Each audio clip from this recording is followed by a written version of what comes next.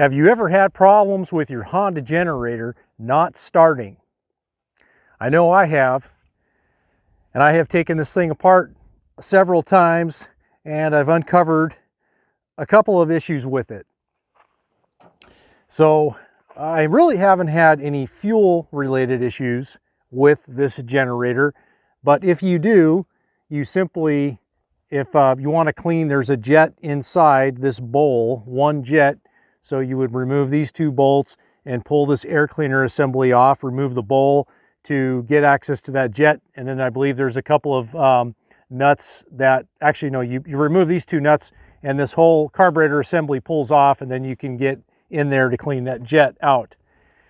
But the issue that I have had with this generator is this right here. It's the switch. It's the on and off switch, which resides right inside this housing. And it's connected to this plug-in connection right here. So this is one of the switches that I've replaced. It's on its second switch. So what it is, it has this little mechanism that pushes in and out. And I know what happened on this one. It got, when you leave it outside, you know, in these dusty conditions like being here in the desert environment, there will be dust and debris that gets inside in here. And you'll switch it on and you'll pull and pull and pull and nothing, it won't start. So I replaced it with the upgraded version, which basically all it is, it has like a weatherproof boot, rubberized boot to prevent dirt getting in here. Now the problem I found is it seems to be sticking, like it's hanging up. And so what I'll have to do now is turn it on and then, you know, sort of bounce it up and down to get it to unstick. So basically the solution that I have come up with is one of these. It's just an on and off toggle switch, which I will be mounting right up here in this area. And what I'm going to do is I've got this old switch and I'll just cut it off here and attach a couple of wires to this, feed it up to the toggle switch, and then use this prong connector and just connect it into the connector. And so by using this toggle switch, what that will allow me to do is this will now turn into an on-off fuel valve, and then I'll be able to leave the engine running and turn the fuel off, and then that will run all of the fuel out of the system. And I shouldn't have to come in and use a screwdriver and open up the float bowl drain. I shouldn't have to do that anymore. So I'm hoping that this is going to solve the starting problem essentially that I've been having with this generator. This is a great generator. I've got a lot of hours on it. It served me well. Another important thing is to keep clean oil in the engine. So this engine uses about 13 ounces of oil, and you want to run an oil like of SL grade or an HD 30, a heavyweight oil. You can go to Walmart and just buy an HD 30 weight oil, or they sell a lawnmower 1030 oil. That is what is specified in the owner's manual to run inside this engine.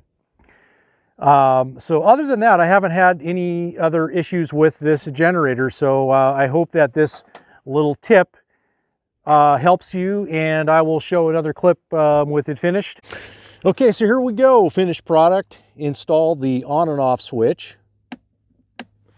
Just used some 18 gauge wire and some butt connectors, a couple of terminal connectors up there, and just jacked right into the existing on and off switch. So this is now a fuel valve, on and off. So let's go ahead and give it a whirl. It's cold, I haven't started it. Choke on, switch on, vent on.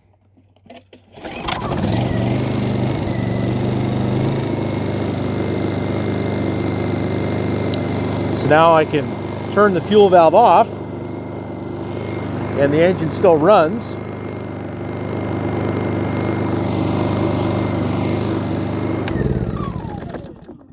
So it's a real simple fix to an ongoing problem that I've had with this switch.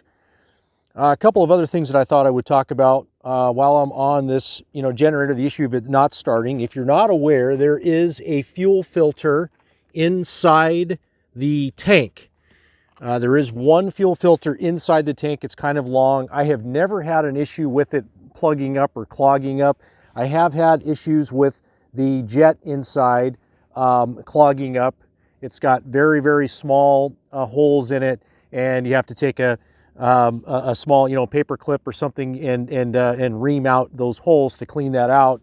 Other than that, that is about it. And then the other issue too is always remember that the carburetor, the intake is right here. It's pulling in air from this orifice right here, which is like on the ground. So the other tip I do is I use a piece of plywood always underneath it, especially out in this desert dusty environment that I'm in.